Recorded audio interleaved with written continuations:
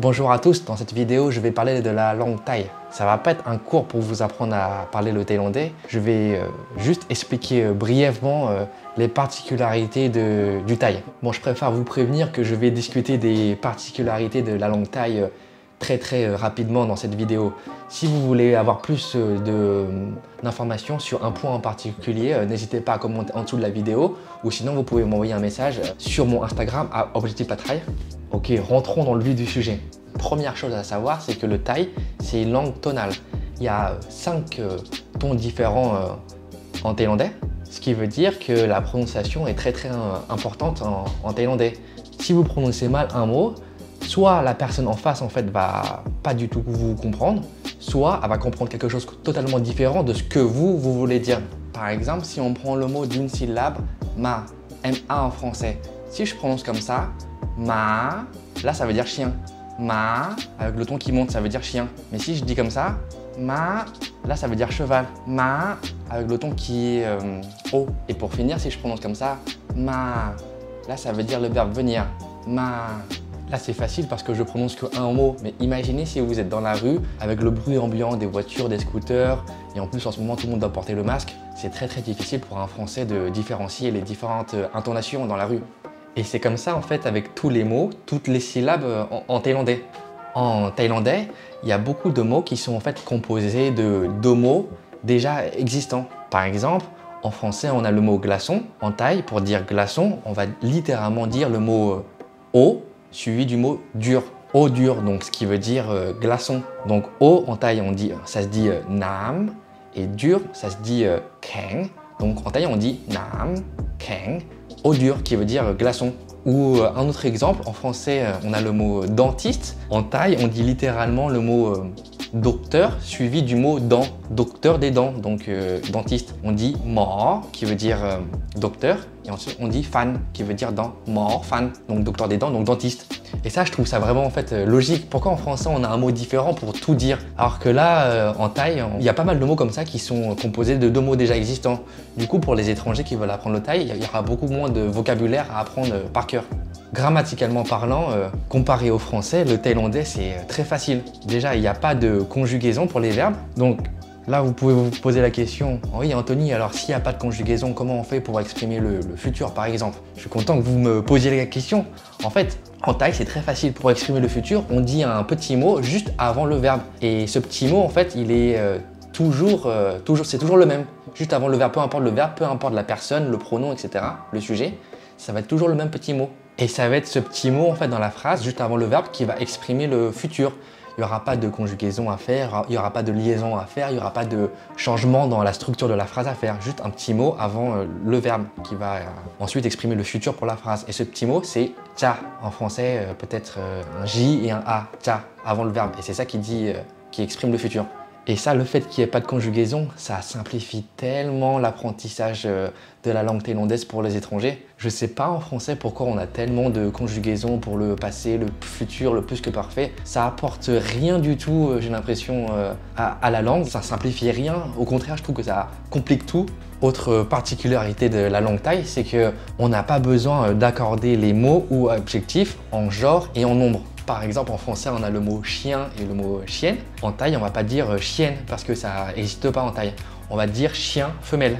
Et que ce soit un mot au singulier ou au pluriel, en thaï, on n'a pas besoin d'accorder le mot. Par exemple, en français, on va dire un restaurant sans S et ces restaurants avec un S à la fin de restaurant. En thaï, on va dire un restaurant pareil sans S et ces restaurants sans S après à la fin du mot restaurant. Parce que en fait, le mot c'est exprime déjà en fait le pluriel.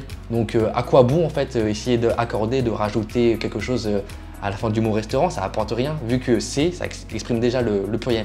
En thaï, on a ce qu'on appelle des omissions de mots. C'est-à-dire qu'en français, des mots qui seraient considérés comme essentiels, comme par exemple le sujet de la phrase, en thaï, on n'a pas forcément besoin de les dire ou de les écrire. Par exemple, les pronoms je, tu, il, nous. En français, dans une phrase, on a besoin de dire ces mots-là pour savoir en fait à qui on parle ou de qui on parle. En thaï, il n'y a pas forcément besoin de dire ces pronoms-là. Parce qu'en thaï, si on peut deviner clairement, d'après le contexte, d'après la situation, de qui on parle ou à qui on parle, on n'a pas forcément besoin de dire ces pronoms-là qui sont essentiels en français. Et ça, c'est vraiment contre-intuitif pour un francophone qui veut apprendre le thaï. Bon, pour que vous compreniez bien, je vais vous donner un exemple. On va dire que là, vous venez de rencontrer un ami et il est 19 h et vous voulez savoir en fait est-ce qu'il a déjà mangé ou pas encore. En thaï, on n'a même pas besoin de dire le mot tu dans la phrase. Ça va être littéralement manger ou pas encore. Parce que en fait, d'après la situation, vu que vous êtes que deux et que c'est vous qui parlez, l'autre personne sait très bien en fait que vous voulez vous adresser à lui ou à elle, vu que vous êtes que deux. Donc il n'y a pas besoin de dire le mot tu. Et ça, en thaï, c'est quelque chose que dans la vie de tous les jours, en fait, on parle comme ça avec les gens qu'on connaît, etc. Les gens avec qui on est familier. On ne dit pas tu, on ne dit pas je. Par exemple, si moi je veux aller quelque part, je ne dis pas que je veux aller quelque part, je dis juste aller quelque part. Et d'après la situation, vu que c'est évident que c'est moi qui parle, bah, j'ai pas besoin de dire le mot je.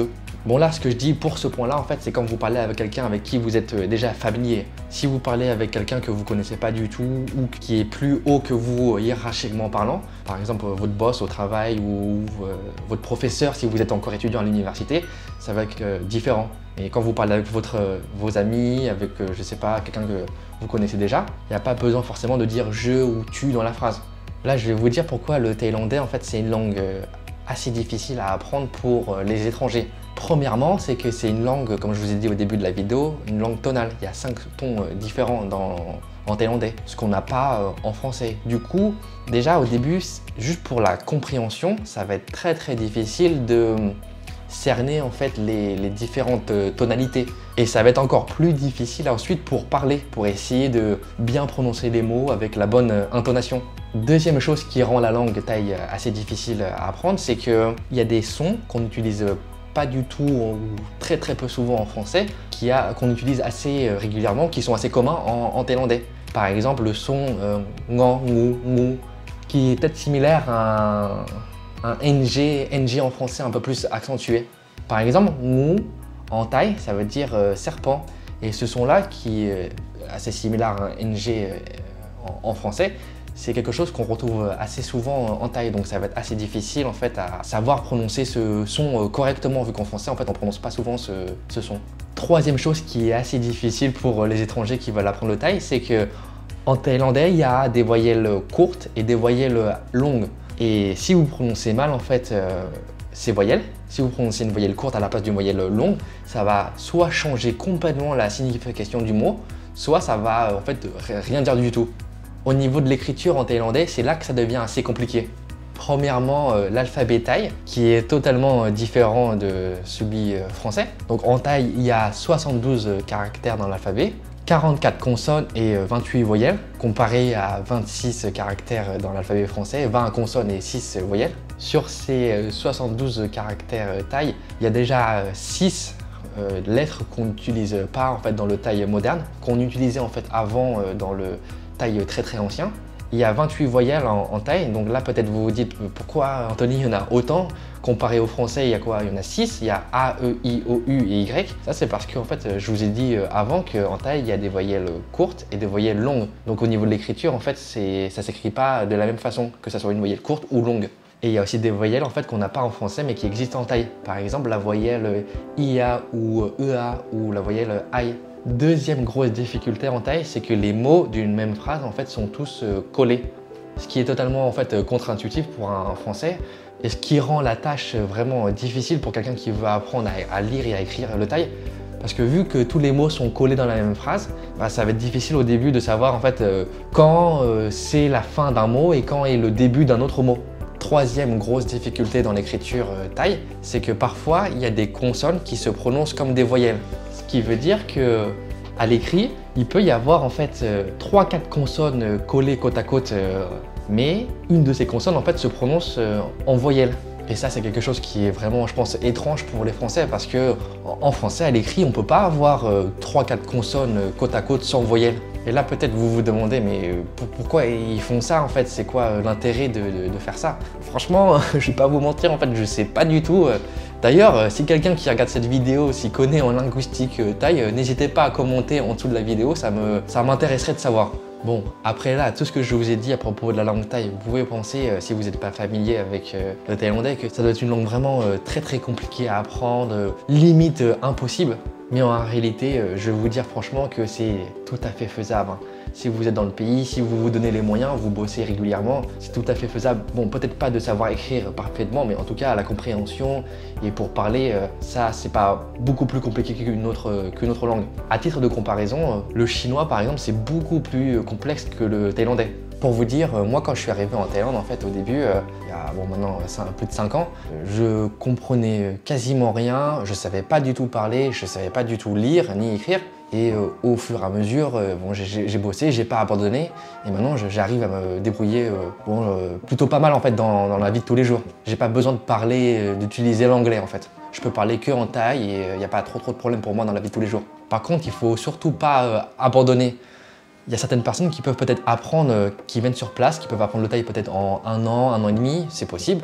Moi, je vais vous dire, ça m'a pris plus de 1 an et demi pour commencer à comprendre le thaï vraiment. Et pour commencer à parler, ça m'a pris 2 ans sur place. Alors, bon, ça dépend en fait des personnes. Des fois, c'est plus ou moins long le processus d'apprentissage. Voilà, ce sera tout pour cette vidéo. J'espère qu'elle vous aura plu et que je vous ai appris quelque chose de nouveau. Bien sûr, j'ai pas pu rentrer dans les détails et tout dire en quelques minutes là, de vidéo, mais si vous voulez en discuter un peu plus avec moi, on se retrouve dans la zone commentaire juste en dessous ou sinon sur mon Instagram à Aurelty Pad Thai. Sur ce, je vous dis à très bientôt dans une prochaine vidéo.